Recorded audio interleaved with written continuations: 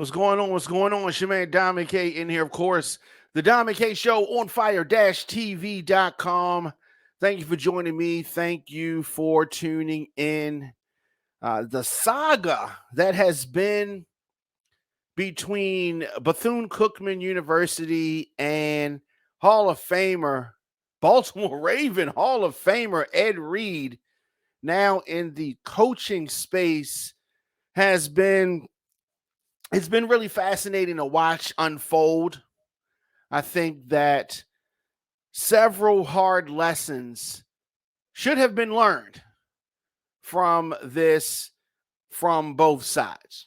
Candidates need experience and also an understanding of the the black college culture. Just so many things.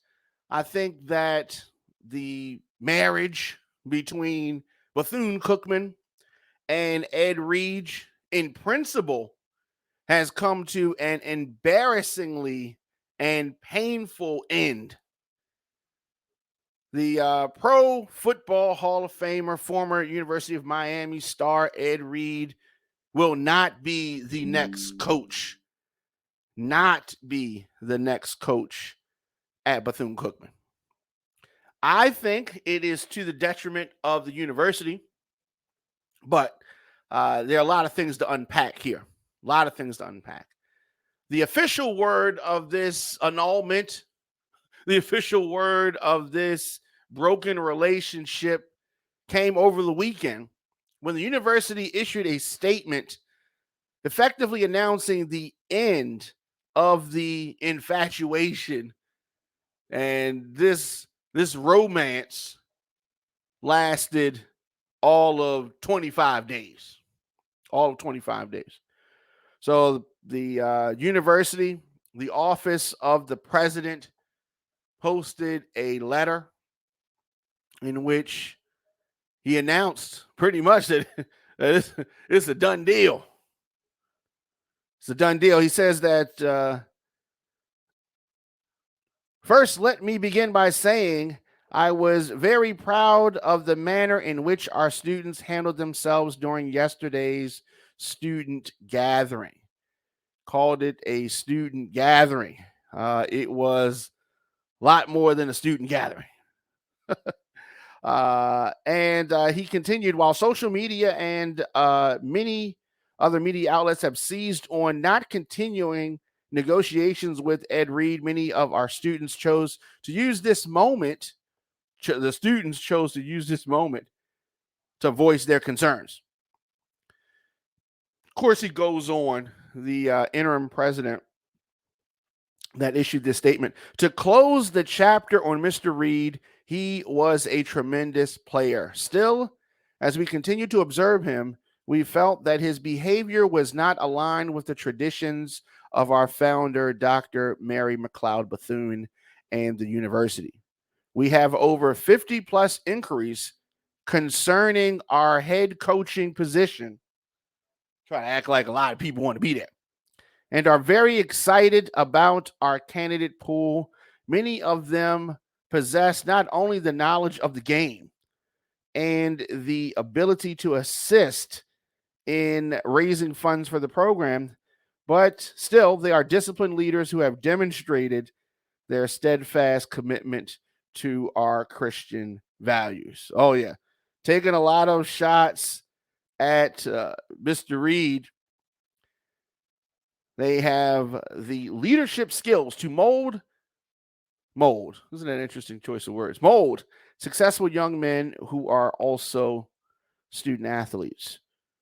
We've also added a football player representative to join each search committee, giving the football team a stake and a voice in choosing our next head football coach. Blah, blah, blah. They say that they should make an announcement in the next week to 10 days. Next week to 10 days. Of course, I could go on with the fluff that he put forth. So you have Ed Reed, never been a head coach before. He's very passionate. Mr. Reed is very passionate, And I don't think that it was ever in question what his goal was. Schools need, at least the HBCUs, need fundraising. They need money, right? But these uppity bourgeois folks sometimes can't take it when somebody is from the streets. Somebody is not as polished as them. And I think that part of that is the reason why many of our universities are in the position that they are in. Many of these so-called educated folks lack common sense. And just because somebody does not act the way you would act, that doesn't mean that they are not qualified, not good for the position. They want to get some polite person that's not going to be able to bring in the dollars. They want to get some God-fearing person, and I'm sure that Ed Reed is a God-fearing person, but I mean somebody that's more in the mold, but is going to be unable to connect with the student body. What sense does this make?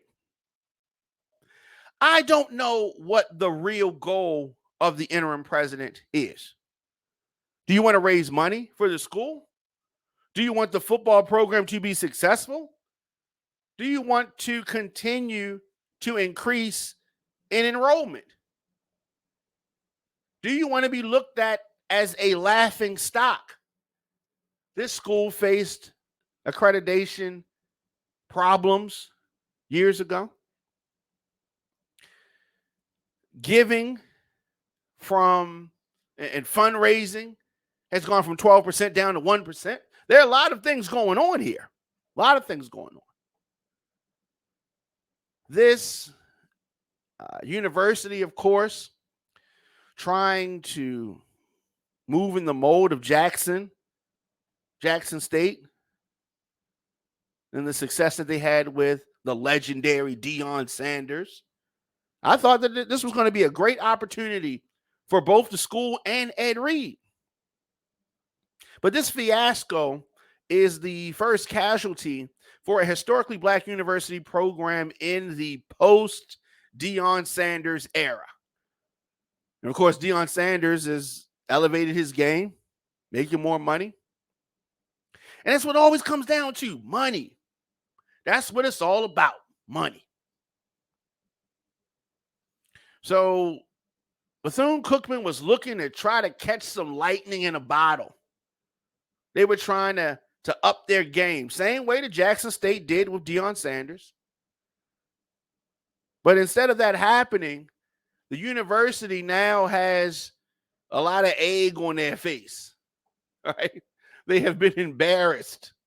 They couldn't hold down their lunch. That's what happened. And it looks crazy because these are supposed to be so-called educated people. They're supposed to be doctors of education and all that, right? What the university quickly discovered, as if they did not know, Ed Reed, while I love him, is not Deion Sanders. And Bethune-Cookman, which joined SWAC 2 seasons ago, is not Jackson State. No. Ed Reed is passionate. Ed Reed's from Louisiana, of course, played here in Baltimore, and does not necessarily want to do things the traditional way. Says that he wants control. He wants the school to get out the way. And you know, school don't want to get out the way. They want to have their hands on everything, even the things that they know nothing about. The school is dirty right now. Kids talking about mold and all that. What is the school doing? Making excuses. It was a storm. It was this. It was that. What does that have to do with trash? What does that have to do with trash? Oh, it's not mold. It's mildew. It's, whatever. Whatever. They making a whole bunch of excuses. And this is the folks that want to have control over everything, even the things they know nothing about, like football. I knew that there was trouble in paradise last month when they issued this optimistic but very very delicate announcement. December 27th, they said that Bethune-Cookman's University Athletics has entered an agreement in principle with Pro Football Hall of Famer Ed Reed to be its 16th head football coach. In principle, they had a handshake agreement, right? They want to let you know ain't nothing on paper. We still checking you out. Now, typically, an announcement of a new coach is followed by a news conference. So some type of an introduction, right? But there was no news conference, no press conference. And as time went on, it was very obvious to see Ed Reed was frustrated with the process. He's not a very politically savvy type of person. I've seen him do interviews. He breaks down and gets in the, he goes up and down. He needs to have somebody there with him to kind of translate things for people that, you know what I mean? And that's fine. He doesn't have to be the same exact way as everybody else. Will he be effective? That is the question. But his frustration with the process, his frustration with the university began to boil over into public view. And when this happened, things started to look crazy. Things started to be exposed, and that upset the powers that be at Bethune-Cookman. As things boiled over, Ed Reed made multiple social media posts or shared posts about the state of the institution, about things that they were doing, about money that he was spending and efforts that he had to take on himself, and his unhappiness with his future bosses. There was an IG Live video on January 15. Ed Reed said that Prime, Deion Sanders, was not wrong about what he was saying. All HBCUs need help because of the people who are running it. Broken mentalities out here. Oh, yeah. That hurt. That hurt the HBCU's feelings. Tell me this. If Ed Reed goes and coaches at a PWI, are people going to say he's a sellout at this point? I don't know. I don't think that he wants to do that, though. I'm just asking. Now, what I guess threw off or what they're using as the excuse to cut ties with Ed Reed is the profanity-laced Instagram Live video in which he pushed back against criticism of his comments. He doubled down. He asserted that players had been cleaning up trash around Bethune-Cookman's athletic facility and contended I should leave. I'm not even under contract doing this. He wanted to say, look, I'm doing more than what I should be doing, right? Cut me some slack. That's what he was trying to say. That's what he was trying to say. However, they're kind of using this as the reason to cut ties with Ed Reed. So yes, the profanity laced. Is he the only person to use profane language? No, not at all. And I saw an interview with the interim president, Dr. Lawrence Drake, and he was talking about the music that was being played. Just hip hop music, trap music, the same music that the students listen to right now. You know what I mean? But Ed Reed did issue an apology. Might have been a little too late because the university, no doubt, had realized maybe we hired somebody we can't control. Maybe we'd have hired the wrong person in principle. But the time soon came for them to cut ties and all of that. On Saturday, in an extraordinary 15-minute video that showed Ed Reed addressing players and their parents, and that included an appearance by Deion Sanders, Reed said that he was a change agent, but that the 119-year-old institution was not ready for change. He continued that they were forcing him out. Later that day, Bethune-Cookman issued a statement confirming that it no longer wanted Ed Reed as the head coach. So he talked about the university and its legacy. And rather than, I guess, relying on a charismatic force like Jackson State did with Deion Sanders, they were going to probably take another route. Ed Reed and Deion Sanders are as different as night and day. Deion Sanders could have come to Bethune-Cookman and been successful. He knows how to speak to these folks, yet he also knows how to speak to the student body. What Bethune-Cookman really needs is someone who can play both roles. As my father always says, somebody who knows what time it is, depending on who you're speaking to, knows your audience. Ed Reed only has one level, and he only has one way of doing things. Deion Sanders, of course, is a charismatic two-sport player who played in both the Super Bowl and the World Series. And I think that that's a perfect example of the differences between Deion Sanders and Ed Reed. Deion Sanders, as I said, someone who could maneuver in two sports, two different set of skills needed. Ed Reed, one. Right? And that's no knock on Ed Reed.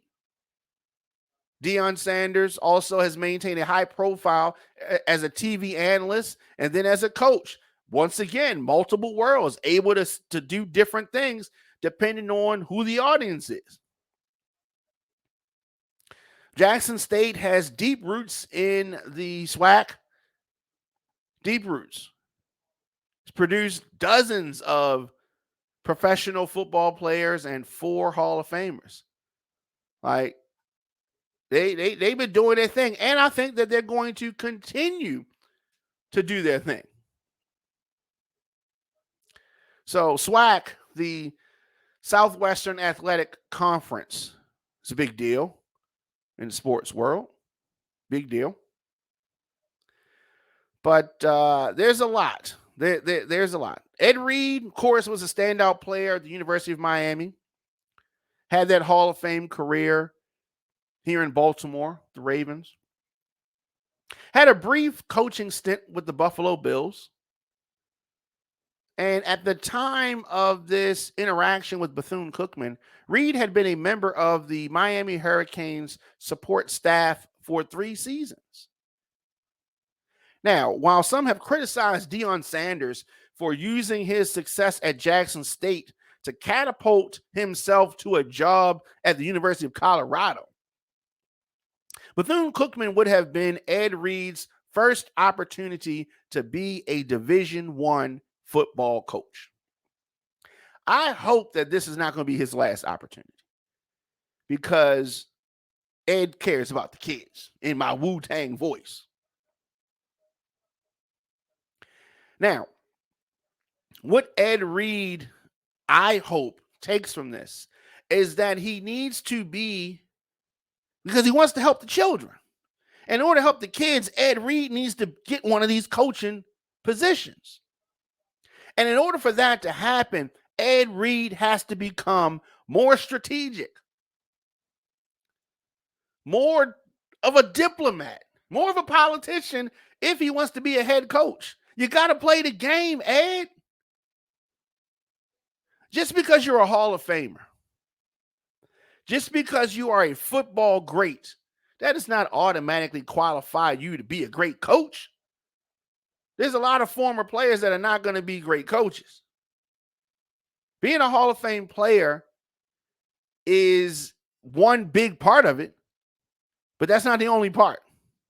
Now, Bethune-Cookman, all these so-called smart people, by extension, needs to pick up on a few things. They need to get out of the business of chasing celebrity coaches.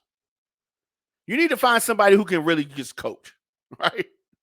There are plenty of NFL assistants and big time college programs eager for the opportunity to become a head coach. Now, most did not play at historically black colleges and universities. And they need to understand that and not hold that against them. The bigger emphasis should be on identifying a candidate who understands and respects the history and the legacy of historically black colleges and universities. And they may have not gone there, but the success is going to greatly depend on that. I know that Ed Reed has a good heart. I know that Ed Reed's heart is in the right place when he pursued this job. Now, maybe he didn't do his research. Maybe he thought that merely being a Hall of Fame coach was going to be preparation enough to deal with all of the politics over at Bethune-Cookman. And I think that now he's had an example of what that's going to be like, and maybe he will fare better next time. Now, the folks over at Bethune-Cookman, they made miscalculations as well. They thought that they were making the Deion Sanders move. That's why I keep talking about Deion Sanders, because he's such a recent example of success merging a former NFL great coach and an HBCU. The school received publicity, check mark for that. But I doubt that this is the type of exposure that they really wanted. Right now, there's finger pointing and there's a lot of students who are unhappy, talking about and exposing different problems with the leadership over at Bethune-Cookman. And I think that that is another miscalculation. They're probably asking themselves, what were we thinking? Who thought this was a good idea? Somebody needs to be fired, right? But hopefully, both sides will move forward with caution, will move forward with wisdom. You are hunting for a football coach, not a celebrity. That is, I hope, the takeaway for these folks. As I said, students at Bethune-Cookman are upset over mold and other unsafe conditions. I need to focus on that. The folks over at the Black Star Network, Roland Martin and all those folks, they did a great interview with Ed Reed and with Dr. Drake from Bethune-Cookman and some students and the alumni. It's like a whole lot of stuff going on over there. Whole lot of stuff going on there. Now, Ed Reed never got the opportunity to coach a game, spring of practice, but his tenure, trying to be Bethune-Cookman's head coach was definitely full of fascinating storylines. From the announcement of him as a head coach to that viral video of him picking up trash and sharing how the office he inherited was unacceptable and dirty. And Reed has been authentically and unapologetically himself to a detriment. To a detriment. I don't know. I mean, I really wanted to see things work. I really want the HBCU football programs to be elevated. I really want these schools to be successful. I really don't want these universities just to be a vehicle to get freshman money, but not produce graduates. Just take their money. And then somewhere throughout the 4-year or 8-year process, they just fall off. I don't want that to happen. I want these students to be successful. And I hope that a lesson, truly a lesson is learned and that things get better. Let me know your thoughts in the comment section. Of course, Instagram, Facebook, Twitter, LinkedIn, TikTok, at The Diamond K Show. OnFire-TV.com. OnFire-TV.com is where you go to help us out. Support this movement. OnFire-TV.com/join. Of course, I am here weekdays, 6 p.m. And, of course, members always get extra. So become a member today. OnFire-TV.com. OnFire-TV.com. I will be back here tomorrow, 6 p.m. A lot of things going on, a lot of things to talk about here on The Diamond K Show. You're watching OnFire-TV.com, featuring news, interviews, and entertainment. Broadcasting from Radio On Fire Studios in Baltimore, Maryland, here's your host, Diamond K.